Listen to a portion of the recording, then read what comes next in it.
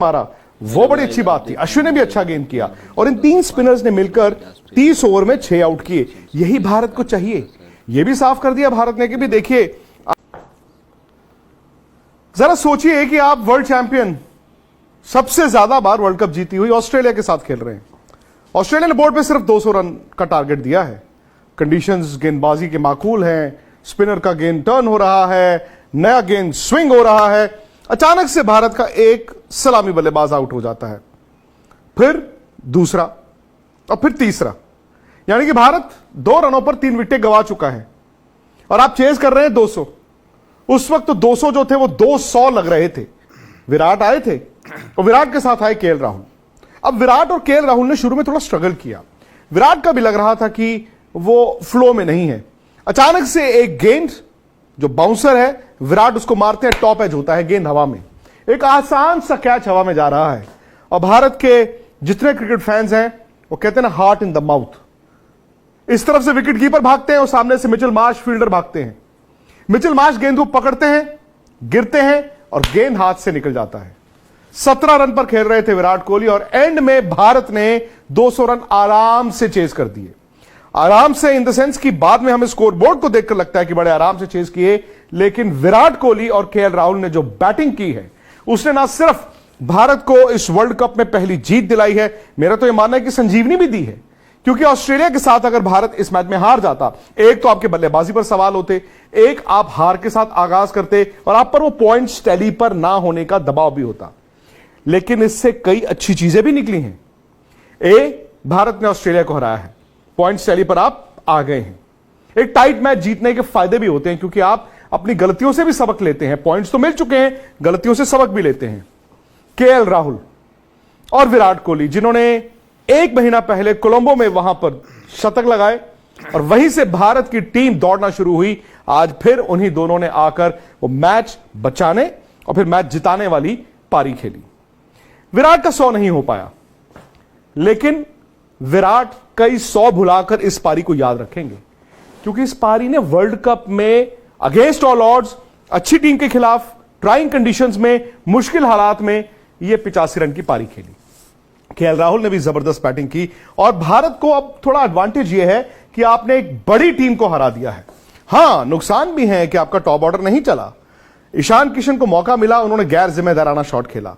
श्रेयस अय्यर का वो गैर जिम्मेदाराना शॉट था, शायद वो छोटा बॉल एक्सपेक्ट कर रहे थे, छोटा ड्राइव हवा में खेल गए। रोहित शर्मा की वो कमजोरी जो अंदर गेंद आती है, छोटा टांग, वो उनके पैर पर लगी। लेकिन जिस तरह से राहुल ने बैटिंग की, जिस तरह विराट ने बैटिंग की और जिस क्वालिटी ऑफ गेंदबाजी को उन्होंने रन बनाए, मैच जिताया। रन बनाना और मैच जिताना इस टाइट सिचुएशन में बड़ा फर्क होता है, वो भारत को हौसला देगा। अब ऑस्ट्रेलिया ने भी गलती की वैसे, जब उनके तेज गेंदबाज अच्छी गेंदबाजी कर रहे थे, भारत पर चढ़े हुए थे, उन्होंने शायद कप्तानी गलत की। पैट कमिंस को 1 या 2 ओवर और डालने चाहिए थे। शायद वो मिचेल स्टार्क और हेजलवुड से भी 1-1 ओवर और डलवा सकते थे। उन्होंने मैक्सवेल से भी जब बॉल करवाया तो मैक्सवेल को लंबा स्पेल नहीं कराया। वो शायद समझते थे कि एडम जांपा आके मैच जिता सकते हैं, लेकिन एडम जांपा का बड़ा ऑर्डिनरी दिन रहा। शायद वहां पर ओस गिरी और एडम जांपा का गेंद वो ग्रिप नहीं हुआ, वो टर्न नहीं हुआ जो भारत के स्पिनर्स को मिल रहा था। लेकिन विराट ने और राहुल ने सेट होकर उनकी फैंटी भी ठीक ठाक लगाई, तो भारत इस मैच को जीत गया है। और भारत के लिए अच्छी बात यह है कि स्पिनर्स ने जिस तरह गेंद किया, भाई कुलदीप यादव का यह पहला मैच बड़ा इंपॉर्टेंट था कॉन्फिडेंस के लिहाज से। रविंद्र जडेजा ने जिस तरह गेंद किया और जो स्टीव स्मिथ को उन्होंने शायद ball of the world cup पे डंडे पे मारा, वो बड़ी अच्छी बात थी। अश्विन ने भी अच्छा गेंद किया और इन 3 स्पिनर्स ने मिलकर 30 ओवर में 6 आउट किए। यही भारत को चाहिए।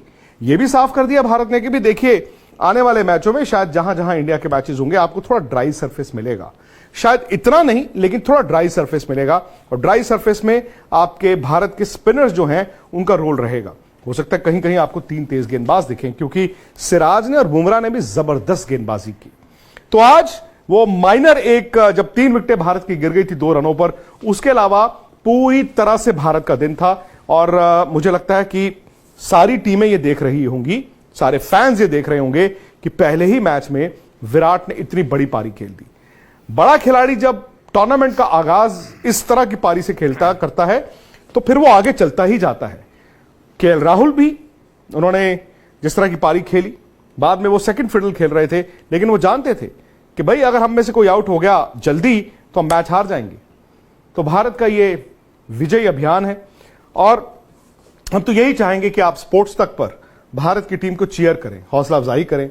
हम और आप मिलकर भारत की जीत की ना सिर्फ दुआ मांगते हैं बल्कि भारत को बूस्ट भी करते हैं। तो सब्सक्राइब कीजिए स्पोर्ट्स तक को, इस परिवार का हिस्सा बनिए, नोटिफिकेशन की घंटी बजाइए, हमारा स्पोर्ट्स तक ऐप जरूर डाउनलोड कीजिए और जो हमारी वेबसाइट है thesportsak.com उस पर भी जाकर आप खबरें, न्यूज अपडेट्स और लाइव स्कोर्स देख सकते हैं। लेकिन अगर आपको जीतना है तो आपको जीतने का एक तरीका हम आपको आसान सा बता देते हैं, वो है super 11 fantasy league. Super 11 fantasy league जो आप इस चैट की डिस्क्रिप्शन से जाके जो सीधा लिंक है उसमें आप डाउनलोड कर सकते हैं। वहां पर दो तरह से जीत सकते हैं। एक तो जब आप खेलते हैं, अपनी टीम बनाते हैं, जीतने वाली टीम बनाते हैं, तो आपको 100% रिटर्न मिलता है। यहां पर आपका कोई टैक्स नहीं कटता, आपकी कोई कमीशन नहीं कटती। अगर आप 100 रुपए का कॉन्टेस्ट जीते तो 100 रुपए जीतेंगे। दूसरा, अगर आप लोगों को रेफर करते हैं, रेफरल्स के लिहाज से, जैसे आपने अगर 3 दोस्तों को रेफर किया आगे, अपना डाउनलोड करने के बाद 3 और लोगों से कराया, वो जीतते हैं तो भी 10% उनकी विनिंग अमाउंट आपको मिलती है। तो मतलब वो आम के आम गुठलियों के दाम वाली बात है, लेकिन ये सब आपको मिलता है स्पोर्ट्स तक पर। रहिए हमारे साथ। शुक्रिया।